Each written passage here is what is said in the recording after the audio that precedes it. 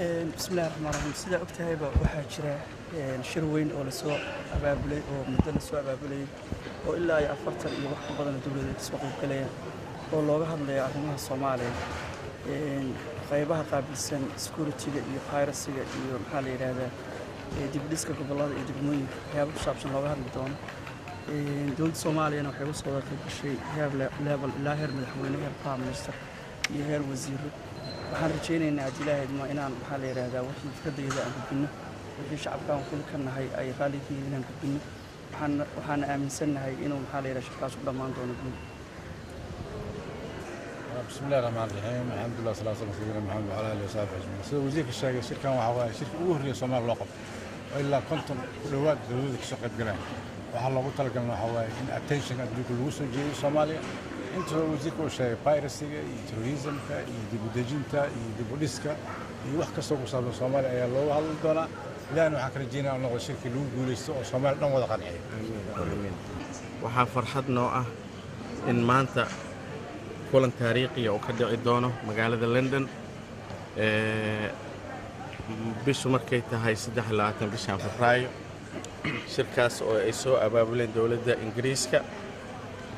wasiiradan ay hore u sheegeen sababta loo qabanayo iyo ujeedada uu yahay aniga anoo ku hadlayo guddiga qabanqaabada ee jaaliyadda UK oo aan rabno in ay madaxweynaha iyo mas'uuliyiinta kale ay la hadlaan ummadda jaaliyadda ku nool Soomaaliyeed waddanka UK waxaana loogu talagalay fadhi weyn inay kaga soo qayb galaan UK dacaladeeda kala duwan bisha 24 markay tahay maalin Jimca waxaanan u diyaarinay hool ku yaalo magaalada London bartamaheeda hoolkaas oo lagu magacaabo Central Hall Westminster marka waxaan rajaynaynaa in shirkana uu guul ka soo baxo maadaama Soomaaliya 22 sano ay dib ku jirtay بسم الله الرحمن الرحيم أنا والله إن قومية بنادر أهنا مدحونا بنادر ستيت وحمانت فرحت إنه أن مانت عن قابل لي هيترو إيربور وزيرك أرماه جدا يأمنك وزيرك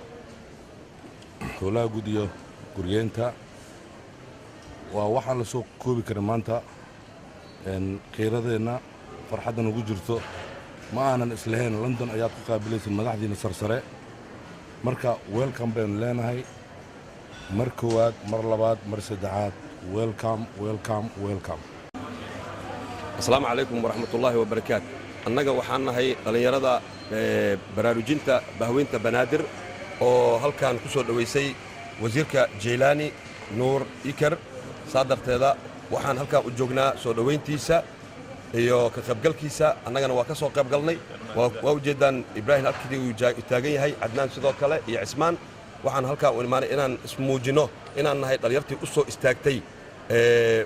baraarujinta bahweynta banaadir oo rabto inay